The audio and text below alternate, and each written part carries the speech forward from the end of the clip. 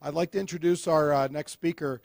Margaret Davidson has worked for NOAA for a while and is very knowledgeable about sea level rise, coastal impacts, just about anything about NOAA Margaret will know about, and I think she has some good words for us. Margaret is the acting director of NOAA's Office of Ocean and Coastal Resource Management, and Margaret was recently interviewed on the coastline of Charleston, South Carolina, I believe, about a week or two ago. And we have just a couple of clips to show you before Margaret begins her presentation. So let's take a look at that video. That relationship. So one of the more interesting things that scientists have put together in just the very recent years is the fact that the rate of sea level, which has been on a slow, steady increase for the last 100 years, has in fact dramatically accelerated in the last decade on the east coast of the U.S. NOAA is one of the agencies that has a lot to help our communities and our coastal economies better understand the environment in which they presently and will be living.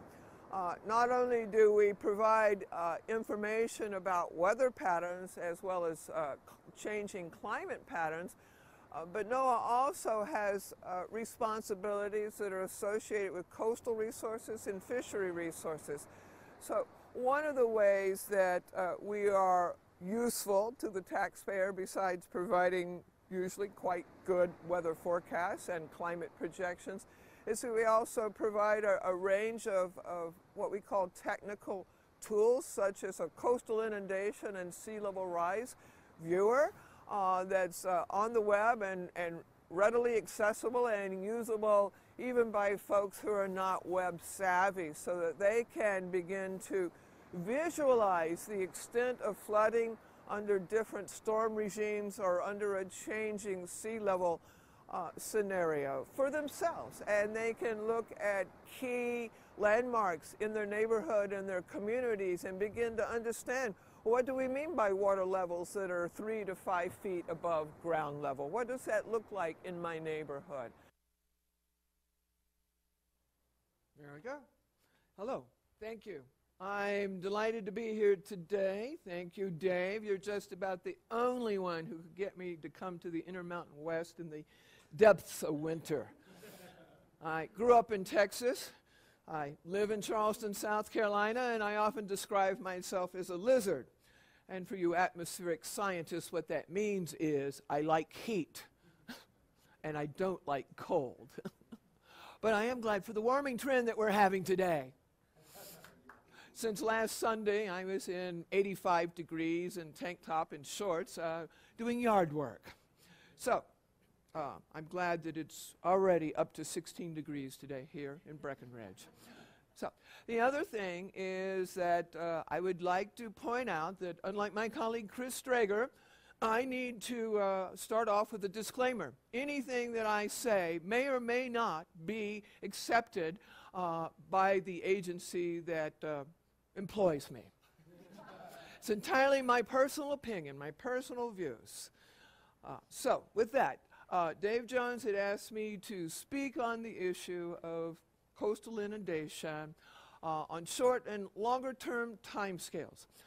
And since you all are actually my 5th presentation this week, I'm not really sure which slideshow this is, so it's going to be a little fun, very informal. So I'm just going to take it easy. I never do scripted points anyway. It's a basic slide set, and when the pictures pop up and I look at you all and I think about what you're interested in and where you're coming from, that's what shapes what I talk about. I find that it makes it a lot easier if you give a lot of presentations not to get all bound up in your little words on any particular slide, thereby distinguishing myself from most of my PhD colleagues. Okay, like many great nations, America was born on the coast, and 19 out of 21 of the world's largest cities are on the coast, and in the U.S. it is no different. Most of our major cities are on the coast, except for those in the arid areas which have been developed in the last 30 years, and I won't make any comment on that except to say that just like what I'm going to talk about. There are places that may not be sustainable over the long run in the arid areas either. I also like drought. So we're going to follow my presentation about too much water with a presentation about too little water. Okay. Not only did we start our lives in America on the coast, we love healthy and resilient coasts. Our cities are on the coast. Most of the people live on the coast or within 200 miles of the coast. It's somewhere, depending upon whose statistics you appreciate, it's somewhere around 55% of the people live on the coast, and 60% of the nation's GDP is generated in the coastal counties. In fact, we're loving our coast to death. And so we have some challenges. We're also a coastal nation, even if we don't live in the coast. 90% of America's consumer goods, almost everything that you have on your body right now, came through a port. And funny little thing about ports, they actually require being near water. Well, there are a few exceptions. Places that are declared ports for the purposes of tariffs that are actually inland. But most of the operational ports are on water. They are what we call water-dependent uses. And this is a map of truck flows from the Port of New Orleans, which I love because not only does it show you how far goods spread from just one port, but if I were to close my eyes and not look at the stuff across the bottom of the slide, I'd think I was looking at a USGS hydrology map. And I think that tells us something in general about patterns of development. And I put up the New Orleans port, not just because I spent so much time in South Louisiana and I'm incredibly fond of that place, which is, well, go and see it soon. But the other reason I put that up is because as soon as the Chinese finish remaking the Panama Canal, the Port of New Orleans is going to become even more significant than it is now. Because the Chinese are largely break-bulk carriers. In New Orleans, it's the largest break-bulk port. And the second largest break-bulk port in the U.S. is Chicago. So the great inland coast, the one without the water, is going to see increased demand, if in fact there are enough flows to sustain that demand. So this slide, every one of you have seen.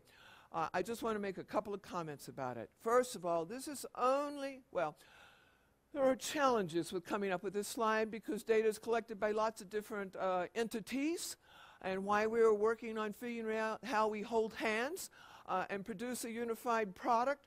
We're still working on that. Secondly, this is only the publicly and privately reimbursed physical and fiscal losses.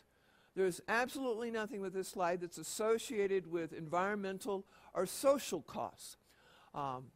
I'm going to speak to social costs because these are things that tend to spike. Mental health centers, domestic abuse centers, spikes within days of a disaster and can often continue for years afterwards. That's not reimbursed by private insurance. That's not reimbursed by the state capital or Uncle Sugar. It is a local community responsibility and a burden. And I mention these things because about a decade ago, the Heinz Center put out a study and said that the reported disaster losses are probably only about half of the actual losses associated with any one particular event. The other thing, of course, that you already know that's important about this slide, not only is the trend line, but the trend line in the last few years, and particularly over the last 15 years, is itself accelerating. So I want to talk a little bit about risk, too, because that's an important construct in many of the communities I work with. What is risk? It depends. Risk is a function of where you live, what kind of geomorphology you have, what kind of cultural frameworks you have, and how you, as an individual, value risk. I bet within this room there are people who have different risk management strategies. Some of you may be aggressive on the subject of risk, and some of you may be conservative on the subject of risk. Oh, that's right, most of you are PhDs, so you're probably conservative on the subject of risk. Okay, so one of the things that's important is geomorphology. I'm probably much less concerned about sea level rise if I live on the rocky shores of Maine than if I live on the sandy shores of, well, any place through the mid-Atlantic, down around Florida and to the Gulf of Mexico, and other portions of the U.S. and the islands. But I am principally, for this topic today, going to focus on the Atlantic coast and the Gulf Coast, because that's where we're seeing the really dramatic trends in inundation and sea level rise. The West Coast is a little trickier. There's subsidence, there's uplift, there's all kinds of interesting things going on there. And frankly, right now, in the Pacific Ocean, the dominant concern is not about sea level rise. The dominant concern is about something called ocean acidification, which wasn't even on anybody's radar screen 20 years ago. But last year, in most of the marinas on the West Coast, barnacles failed to form. Now, if you were a wrecked boater on the West Coast, you might think that was a great thing. However, if you happen to go out fishing whales, it's probably not a very good thing either, because the dynamics of the Pacific, and well, in fact, all ocean food chains are actually itsy-bitsy, teeny-weeny little crustaceans. And they have problems forming crustaceans and shells. So that's a challenge. But anyway, back to geomorphology. So it's a function of the kind of place that you live, how you think about risk. So this is a USGS map. I grew up in Texas. I've lived in South Louisiana. I live in South Carolina. And yet you can see that even the mid-Atlantic is highly erosional. May not get all the way up to DC, shucks. But there are many challenges from a geomorphological standpoint. There are also challenges because of your geography. If you sit at the bottom of a big river in a bowl that's below sea level, around which you've built a lot of flood control devices, you may have other issues that are of concern. So it's a function of geography. And of course, it can also be a function of what resources you have available to understand and address that risk. So I like to tease my colleagues at HUD. They've done a great job over the last 40 years of putting the people with the fewest resources in some of the most dangerous places in our country. And then, of course, over the last 6 to 8 years, they've also become one of the largest holder of residential mortgages. They're right up there with J.P. Morgan Chase and Bank of America. And they own a lot of coastal property now, as a matter of fact, as do those other two agencies. In fact, my colleague Lucy Jones, who's the disaster diva for USGS, the seismic and tsunami diva, she and I are actually doing a webinar next month for 2,000 Bank of America risk managers. And then the month after that, we're doing one for J.P. Morgan Chase. So life is interesting, isn't it? And then, of course, we have changing perceptions of what kind of risk we're used to.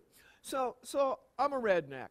And for the last 15 years, I've listened to people from the Northeast talk about why were we so stupid to build in the places we did down in the Gulf. Now, I could tell you when I was growing up, we weren't actually quite as stupid, because the things that we would throw up were usually built out of plywood.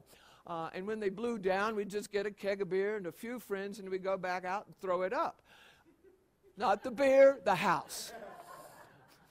But as we all know, since about the 70s, the nature of building on the coast not only dramatically escalated, the nature of the buildings themselves changed. There was that guy on Dauphin Island. In fact, I'm trying to I can't even remember the guy's name now. Frank, right? What was his name, his first name?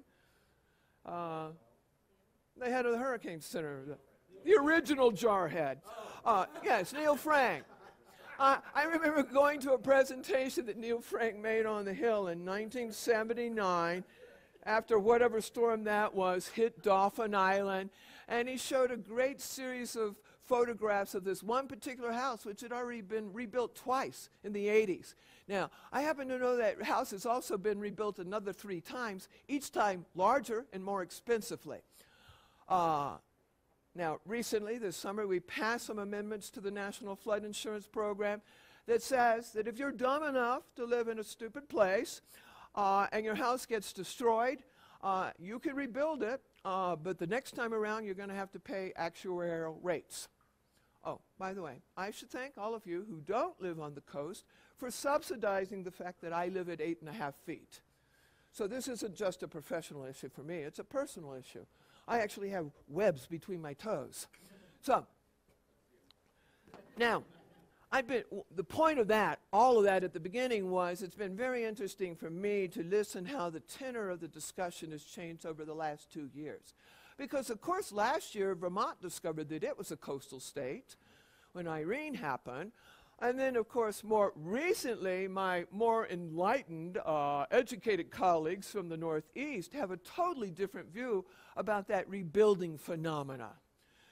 And it's kind of interesting for me. I've been following this issue for a really long time. In fact, in 1985, I held a workshop in Charleston, South Carolina, about sea level rise. It was talking about, did we need to start taking sea level rise projections into consideration as we thought about the new bridge. Charleston's actually a port, not like New Orleans or LA Long Beach or New York, New Jersey, but we love our port nonetheless.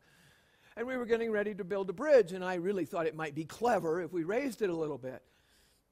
And the Chamber of Commerce called my boss and told him that they should fire my ass. So I've been committed to this issue ever since then.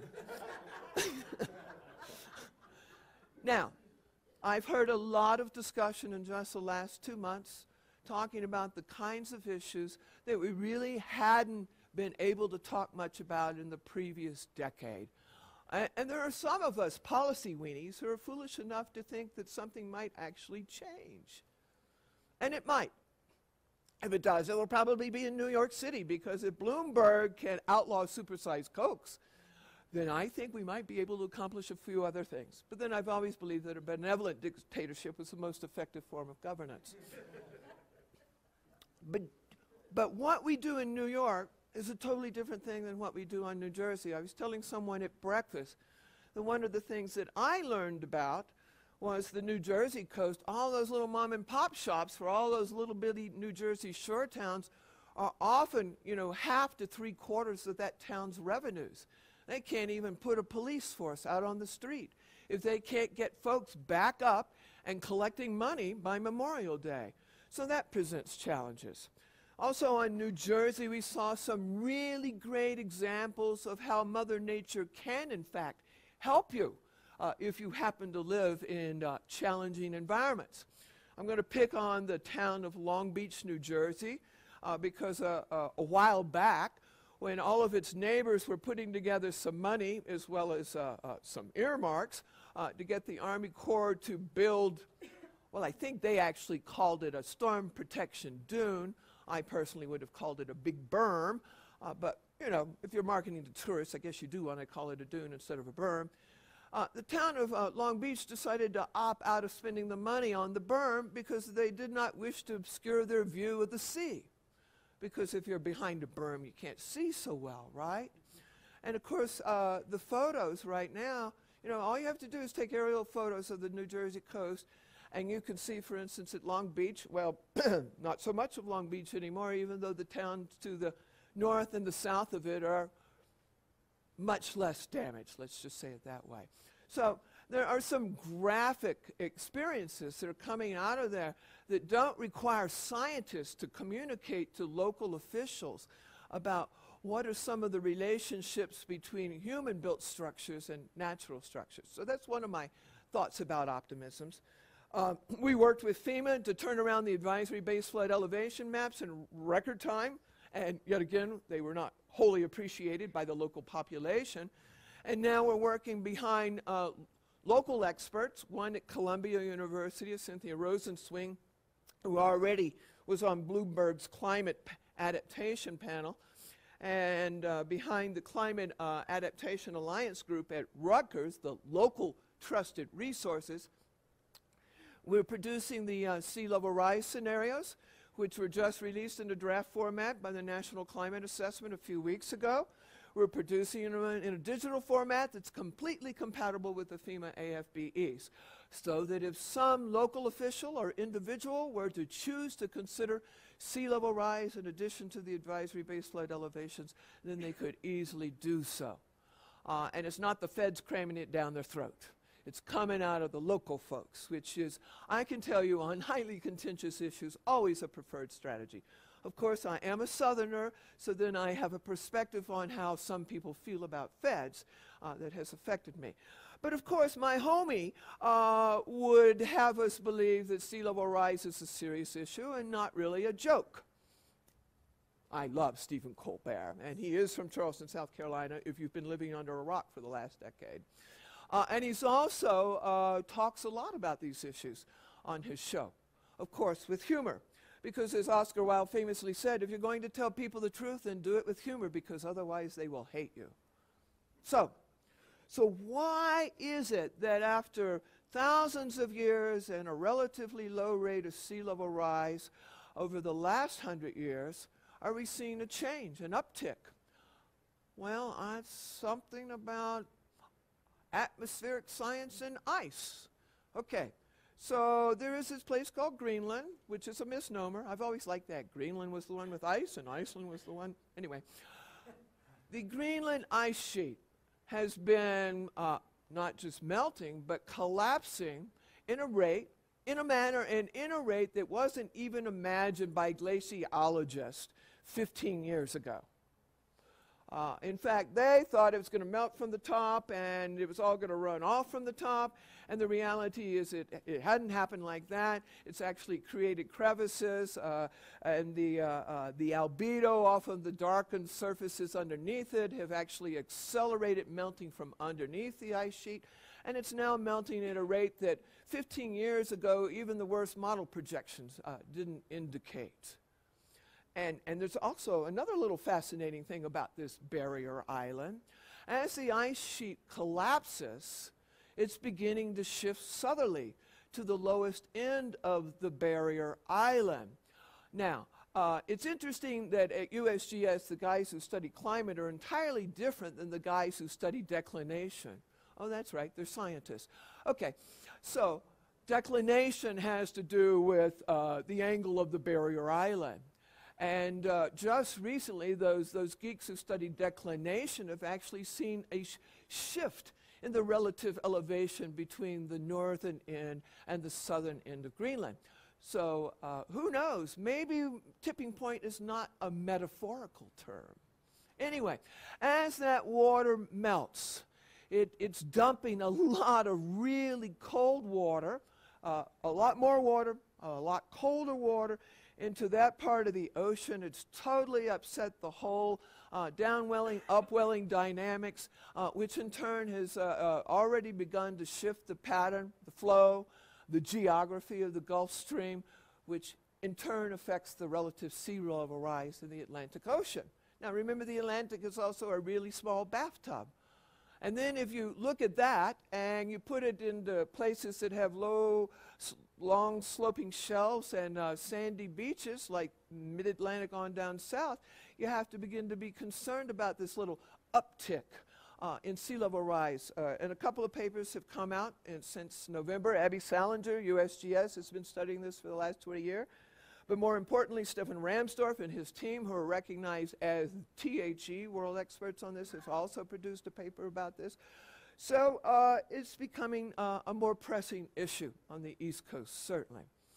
So I've already made this point. It changes are regional and local. There are things related to local uplift, subsidence, your shelf, your geomorphology that can also affect where you are in relationship to water levels. Oh, this is such an important slide, they threw it in here twice, okay.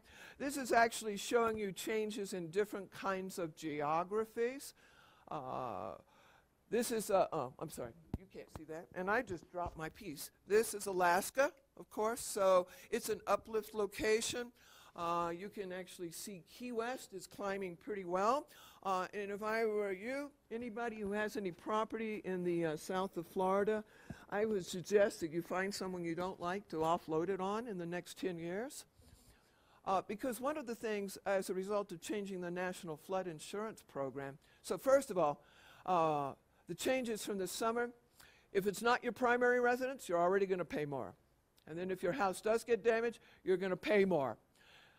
In another few years, you're not going to be able to grandfather. So that's going to change, shall we say, the marketability of some of that property fairly dramatically. Yesterday, I was addressing the Board of Trustees at the Urban Land Institute. 150 of the world's major real estate developers and the financial institutions that support them. And we had a fascinating little discussion about generally accepted accounting principles. Now, I realize you're a bunch of Met guys and gals, but let me talk to you about accounting for a moment. Right now, we amortize things we build on land. I'm sure every one of you is familiar with that construct. I'm going to assume that most of you own some kind of property. And how you amortize is a function of what use you're putting it to and what kind of property it is, but I bet you all know about that. But we don't amortize the land because we presume it's always going to be there. Should we begin amortizing portions of South Florida, the land itself? Because it hasn't always been there. Here's the reality. Everything in life has short cycles and long cycles. And of course, that sea level rise thing is a long cycle thing. Now, we're seeing some dramatic changes on the short cycles that don't comport with historical records. But that's true about weather as well as the physics of the ocean. But what is very clear is the ocean is rising. And it's going to continue to rise for quite some time. And the fundamental difference between now and the next few decades, hundreds of years, and the last time it did that is there's a bunch of people living on the coast. Last time, not so many. 18,000 years ago, not so many people on the coast. And not so much money on the coast. So how do we begin to think about that? We've never really had to think about relocating large populations. Even now in this country, we were talking earlier this morning about my colleagues on the northern Red River, because I'm from Texas and the real Red River is actually down there. But on the northern Red River, they've been flooded out so many times that there are communities that have decided to relocate. That's true also in the Missouri River. But they were relatively small communities for the most part. We've also relocated things like West Valley, New York. But that was a relatively small community. How do we relocate Miami-Dade? That's kind of a big place. Now, there is this ridge down the middle of Florida, but there's got a lot of people in Florida, can't all fit on that ridge. What do we do with those retirees? Who's going to help them drive out of Florida? Good question. So I think this is an issue that we need. Yesterday, in fact, one of the developers was from Miami-Dade, and we had this interesting discussion. So, of course, there are things you can do in Miami-Dade. You're not going to abandon Miami Beach, right? And you can structurally fortify, elevate critical facilities. That could be, you know, energy, water, hotels that make a lot of money. But we can't really continue as a country to think about fortifying and elevating lots and lots of personal residences. So, right now in New York City, it's very fashionable to talk about storm surge barriers. So if we're going to follow the Dutch example, then we should follow the Dutch example. Thousands of years, tried to hold back the sea. We all know that story. Then they spent the last 3 decades and the equivalent of $100 billion to develop the weir for the 10,000-year storm. The 10,000-year storm? Can I get a levee for a 100-year storm? We'll see. And then, after they did that, they realized that wasn't enough. Yes, they could protect the port of Rotterdam, but they couldn't afford to protect the low-lying marginal lands. So, in the Netherlands, they've begun a participatory process to relocate people out of low-lying marginal lands. And I'll talk a little bit more about that. And they talk about some other things. So, the answer isn't just in physical engineering. But there's also this issue of public awareness, public acceptance, because we all know in our country in particular, politicians are loath to do anything unless there's a whole crowd of people stepping on their heels. So that's what we have to do. We have to enable, empower, and step on the heels of our political leaders who have developed a whole new acronym, NIMTOF, not in my term of office. You're all familiar with this phenomena, aren't you? We're experiencing it on a daily basis. So one of the things that we do, just like you all do, and that's why I love working with Dave Jones, we've been doing this for quite some time, is, you know, developing the kinds of information, the content, the kinds of easy-to-use tools that normal people can access and use. So, broadcast meteorologist, yes, I love you, Jim Cantore. My friends think I'm really weird. I turn on the Weather Channel just to sit there and chill out. Now, my father was a test pilot, so it's kind of a lifelong habit, you know, looking at the nightly weather patterns. But I would like it if you'd updated your music a little bit. So, but you know, there's still a lot of people who don't understand these things. You know, lots of people in my part of the country speak about climate change as though it was the tooth fairy or a matter of religion. So what do? Well, first we try and take advantage of the eyeballs that you have, and you have whatever your market is, and work behind you with your websites. That's why this and other forums are so important. You also can make tools accessible on the web, open source, easy to use. My particular personal fantasy is that within the next 5 to 10 years, you'll be able to enter your special 9-digit zip code, and you can pull up something that's very easy to use that will help you to understand the nature of risks that you experience in your neighborhood and what they look like in a relative sense compared to your neighbor or the next town or the next watershed or the next state, wherever your local friendly competition is. Because this is what we do know, at least in America right now. Scientific expertise is not always fully appreciated. And that if you're not there, you're not going to get there by being told that you don't understand the science. Everyone changes their worldviews depending upon the information they get from trusted information sources. We also know that most people receive information best if it's told in the form of a story.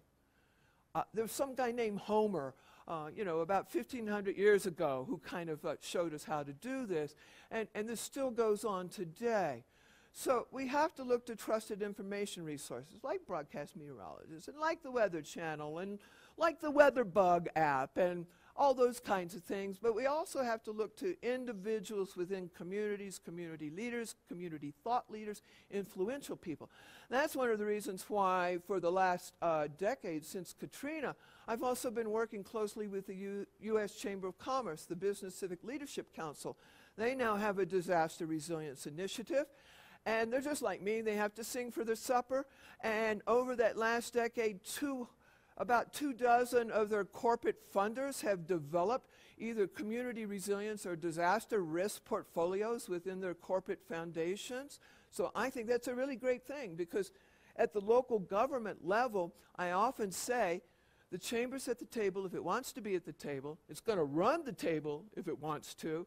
And if it doesn't want the game to happen, it can shut the table down. So we need to engage with all sectors, all levels of government, all sectors, to get people to want to access information and incorporate it into their own personal risk management strategy. So this isn't an animated thing, I don't think. No, it isn't. Okay. So, but that's the kind of tool in an animated form that's easy to use, that's getting a lot of resonance with normal people. Those are people who don't have PhDs, in case you're wondering what I mean by that. But then there's this other issue that I've alluded to a couple of times. We're America. Who pays? Well, everyone pays. Again, thank you for subsidizing my living at 8.5 feet. While I was doing that yard work on Sunday, I was watching the great white heron walk through my backyard. So thank you. I appreciate it. If you're living in a safe place, I appreciate it. Because right now we all pay. We all pay regardless of the quality of our individual, our business siting development decision. We are all contributing. Now, I think it's going to change somewhat, you know, and I'm talking about coastal issues, and we have compound issues on the coast. Jeff's going to talk in a little bit about drought. You know, I'm big on drought, too. I hang out with those guys because we're at the bottom of the sewer pipe on the coast. And if there's no water in that sewer pipe, well, it gets very non-potable. by the time it gets to the coast, just as those folks in South Louisiana in that hypoxic zone, for instance. So we are all ultimately at risk, if not directly in the path of some meteorological or geological phenomena, because we share the risk currently in this country. So I'm a big advocate of not only building smarter. There are things we can do. We've been engineering for Mother Nature for 1,000 years. We know how to do that part. We don't know how to protect ourselves most effectively, and I do know this from having lived in South Louisiana. You know, you can think you have a really good engineered structure, but it doesn't always work for you.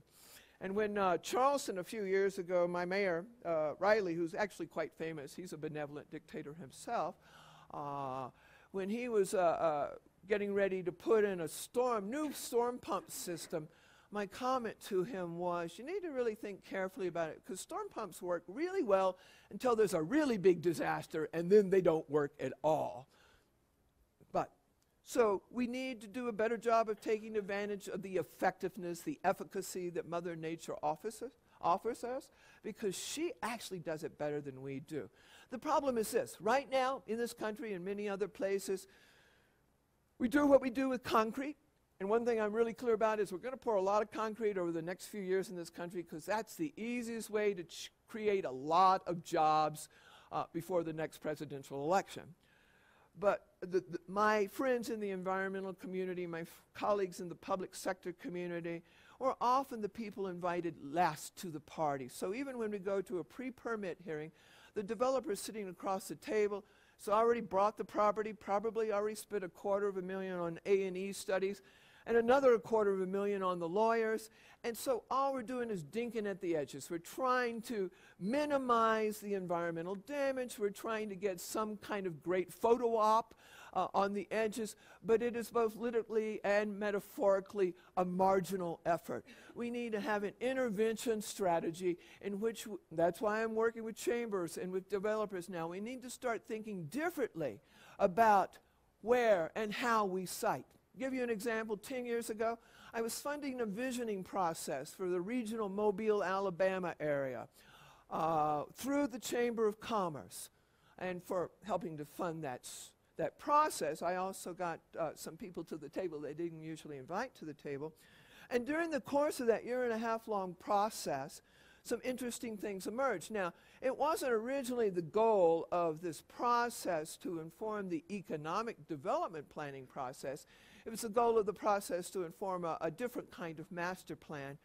But as the data was being collected and we were developing it and putting it up in the kind of formats that they wanted down there in Mobile, the fellow who's the president of the chamber, who's a fifth-generation Mobilian, came up to me at one meeting and he said, you know, we're going to be getting a new steel mill here in Mobile, and the preferred site that I was putting forward, I'm looking at that map, and it's showing me that that new steel mill is going to be inside the 10-year flood line. What does that mean?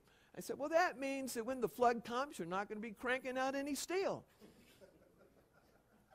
And he relocated, he picked an alternative preferred site at the edge of the 100-year plain.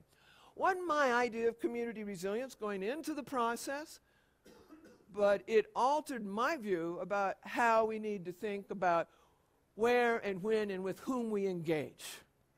If we can begin thinking smart about how we support the economic engine of America, which is in fact the coast, if we can be smarter about where we build and how we build from an industrial and commercial and critical infrastructure standpoint, then we can reduce the challenge to what do we do about all those pesky little individuals and their individual businesses and homes.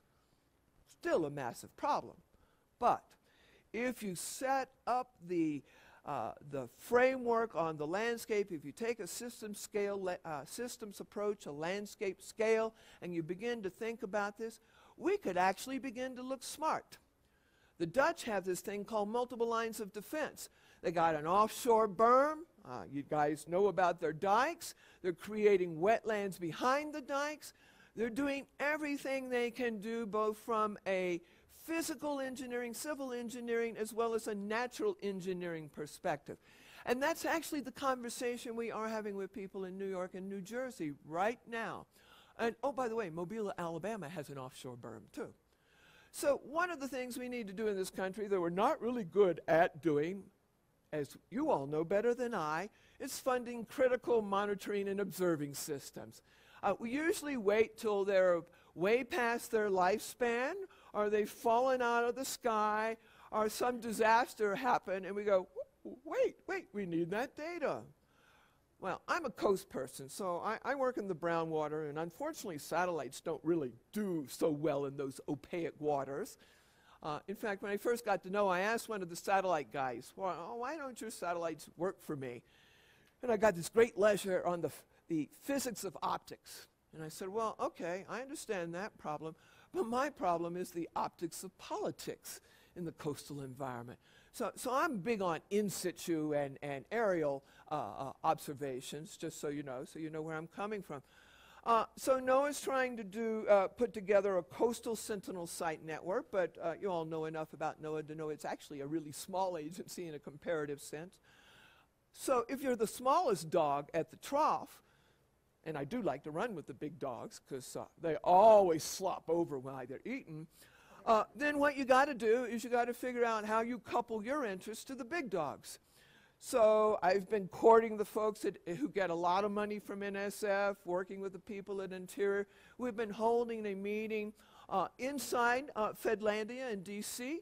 To talk about these coastal monitoring and observing issues, and how does USGS and NOAA and the Army Corps come together, and how do we take advantage of that $100 million NEON program that NSF is kicking off. And we're getting ready to do some really cool things that way that I'm actually proud of. So we need networks of networks, and you guys know more about networks of networks than I will ever know. We've also had some great successes in places like Puget Sound and San Francisco Bay by working through the local jurisdictions and the local communities. I again want to go back to that importance of that trusted information resource. How many of you are actually broadcast met people besides Jim? Okay, great.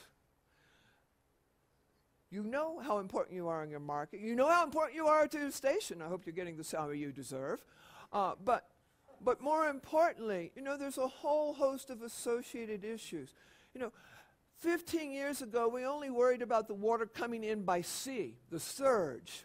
And now, increasingly, because of the heavy precipitation events, we're also getting it on the backside. So it's a meteorological tsunami instead of a seismic tsunami. This has happened repeatedly over the last decade in particular, where it rarely happened before. We have to worry about that. We have to worry about drought. And then we have to worry about cascading disasters. So Southern California, whereas we know from that song, it hardly ever rains. If they have a wildfire, and then they do have one of those rains, oh, they've been having that lately, then they have debris flows. And debris flows, oh, where do they go? They go into those itsy-bitsy, teeny-weeny temporary rivers, and that gets down to the coast, and it creates lots of problems. So at the coast, we actually get to collect all the problems wherever they occur in the country. They come down to us, they get cascade, they magnify, and we have many challenges. So you don't get anywhere, though, by talking about doom and gloom. You get places with people who are non-believers by talking about opportunities and ways to adapt and be resilient. And that's one of the things that I'm pretty committed to. When I go and talk before chambers of commerce or other kinds of local groups, I like to talk about what other communities are doing.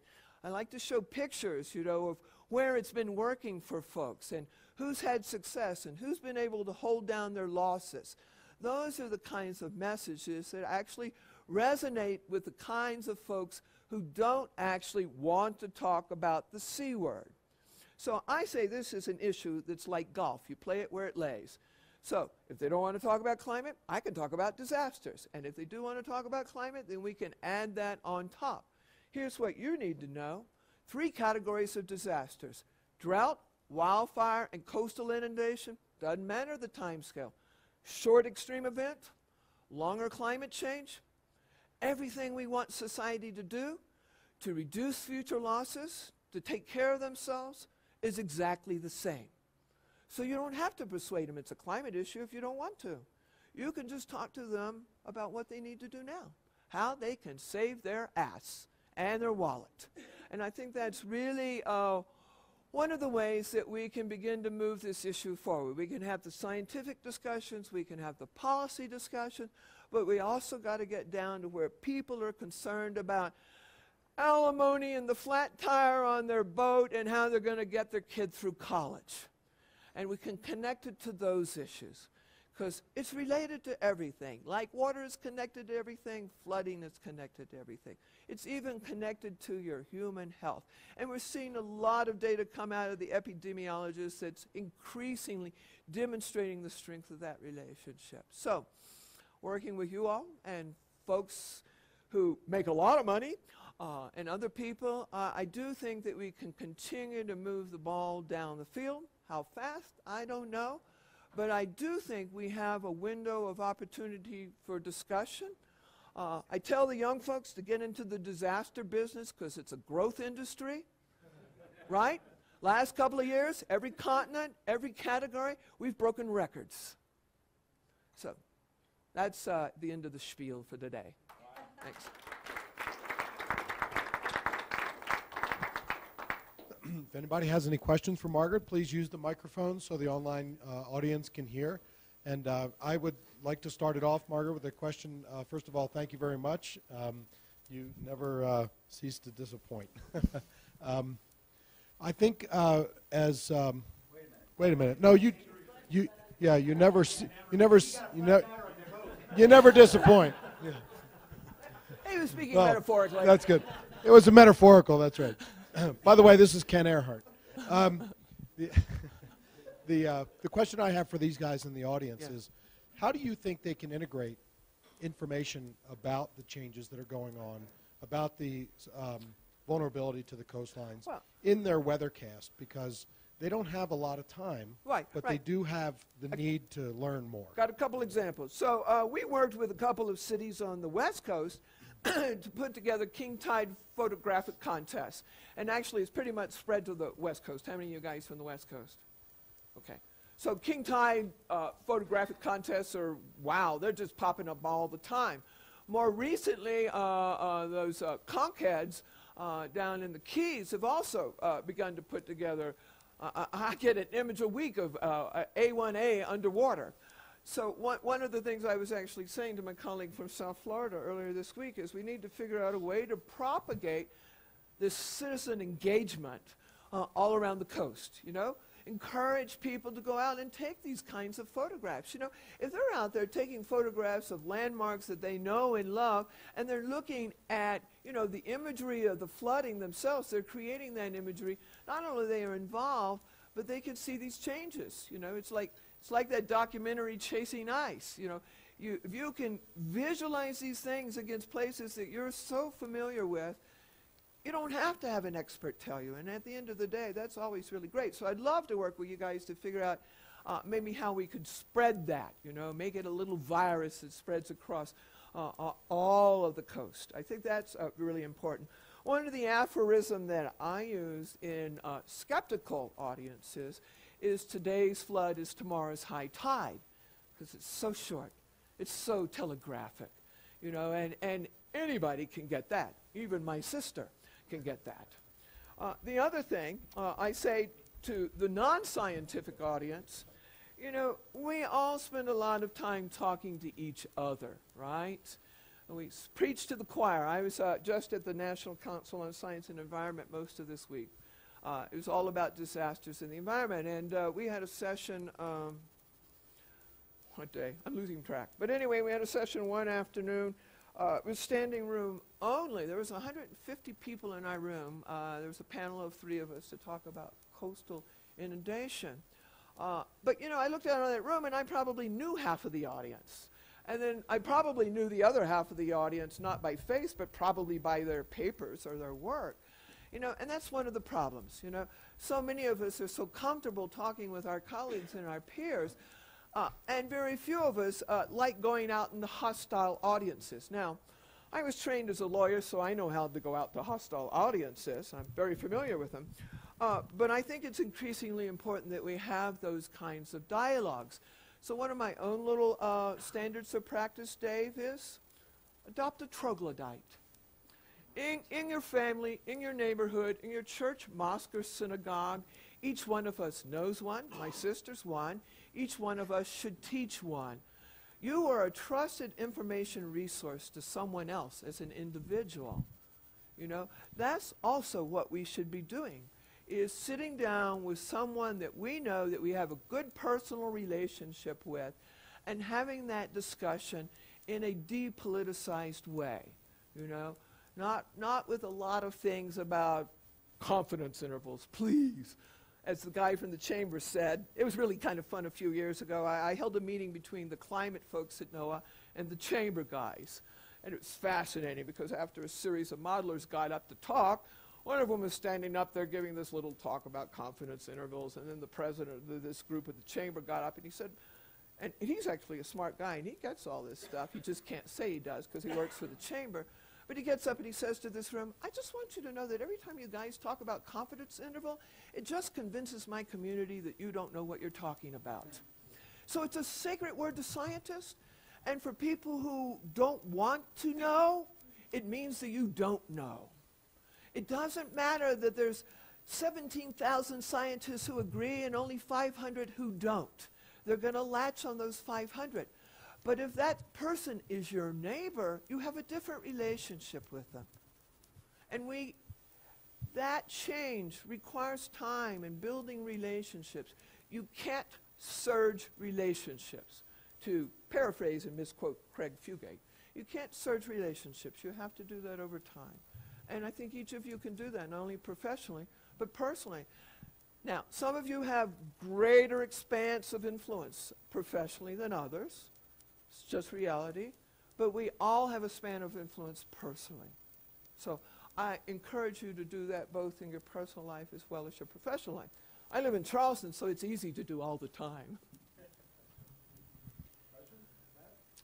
Matt Safino from KGW in Portland, Oregon. Thanks for being here, and I love your vision of being able to type in a 9-digit zip code someday and pull up a risk map for your locality. Yes. What's the closest thing we have to that right now that we can actually, or anybody can actually look at? And then the second question is about, related to what you do said, if you talk to people about disaster as opposed to climate change, or change, doesn't it invariably come back to, well, why are there more disasters? And so it kind of links back. So how would you approach that? Okay. Well, the first one was, oh, yes. Is anyone doing that? To my knowledge, I haven't found them. I do know that the folks at Google, for one, are trying to figure this out. The Google Foundation has had a bunch of us in to talk about this because, of course, they want to be everywhere for everyone. I personally am a big believer in open source because this is what I do know. Certainly as a Fed, we can't be everywhere. We never have been able to be. We certainly won't be able to be in the future. But Google can't be everywhere either. And the scale of resolution for Google is still somewhat limited. But if we actually imagine developing a framework, be it on Google or however, and we opened it up to the open platform community, then as I like to say, you know, individuals can come in and do their high-res boutique modeling, and 10,000 flowers of high-resolution coastal inundation visualization tools could bloom, right? So that's where I think we need to go. I've had some discussions about creating a virtual consortium, kind of like NCAR, but without buildings, of how we might do this virtually. I'm actually talking to some foundations, too. There's a Council of Environmental Grant-Making Foundations, but there's not a Council of Disaster Grant-Making Foundations or a Council of Climate Grant-Making Foundations. So I've been talking to both of those kinds of foundations about maybe holding a salon of foundations and private sector foundations to talk about how we come together and support these kinds of activities. So I don't know. I'm just a personal agitator, and I will keep agitating on that one. Your second one was? Oh, yes, disasters are us, yes. So what do you do when people say, well, this is just one of those short-term cycles, we're seeing more disasters? Well, yes, there are cycles, short-term cycles for disasters, they do cycle. But what we see, and I don't actually talk about model projections because a lot of skeptics don't like model projections. I like trend lines. It's harder to lie about trends than it is about models, right?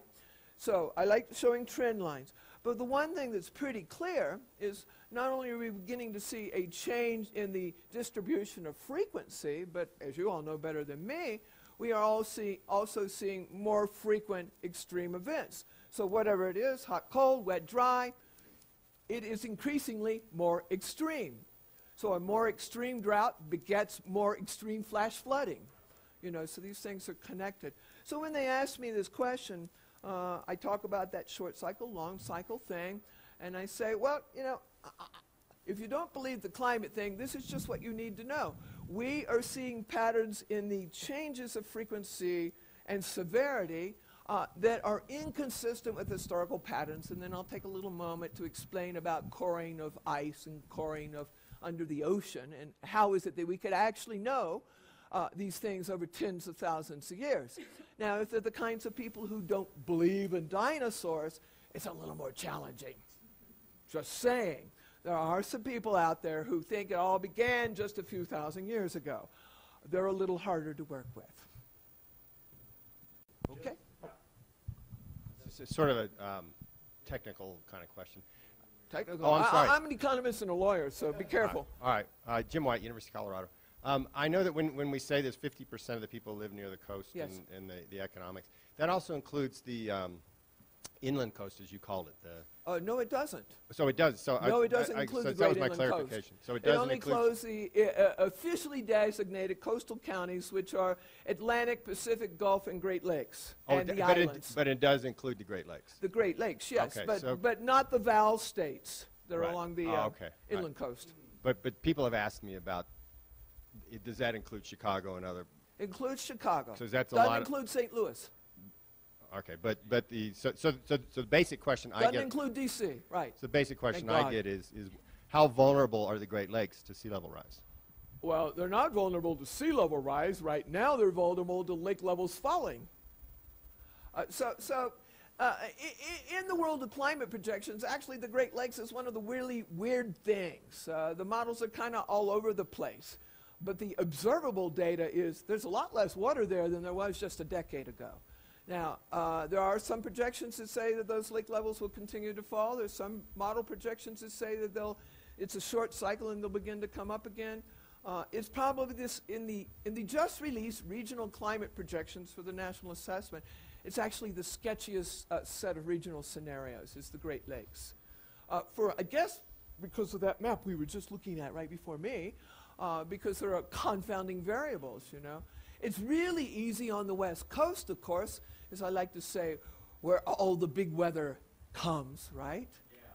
Yeah. In fact, sometimes in audiences I talk about that aphorism about the butterfly flapping its wings in Borneo and why it's actually really real, right? And we see this. So teleconnectivity is really great on the West Coast. And there's some really good teleconnectivity, as you all know, on cyclonic events and Africa and dust storms. But the Great Lakes, as always, is a mystery to the rest of us. Anything else? Anybody else? Thanks. Questions? Thank you very much, you. Margaret. Sure.